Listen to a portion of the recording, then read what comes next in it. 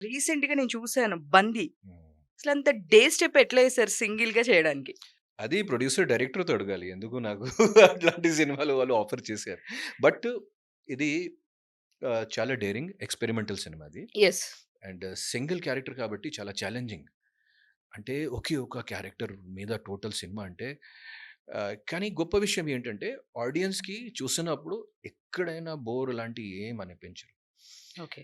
There is no lag in the film. ఒకే ఒక character అయినా సరే 100 మినిట్స్ వరకు కథ ఒక పరిగెట్టుకుంటూ ఉంటుంది. It is thrilling. It is very ఏం చెప్పాలంటే చాలా థ్రిల్లింగ్‌గా ఉంది సినిమా. ఒక అడ్వెంచర్ లాంటి ఒక సర్వైవర్ జానర్ సినిమా ఇది. సో, పర్యావరణలు ఇది అన్నీ ఎందుకు కాపాడాలి? What is the need of this?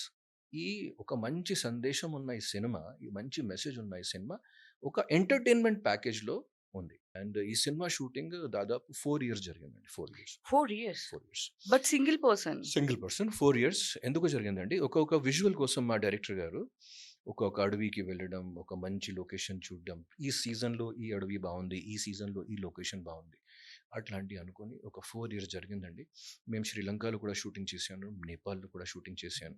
ఇక్కడ రంపచోడవరం, తలకోన ఫారెస్ట్స్, తిరుపతి, అరకు వ్యాలీ, గుజరాత్‌లో రన్ ఆఫ్ కచ్.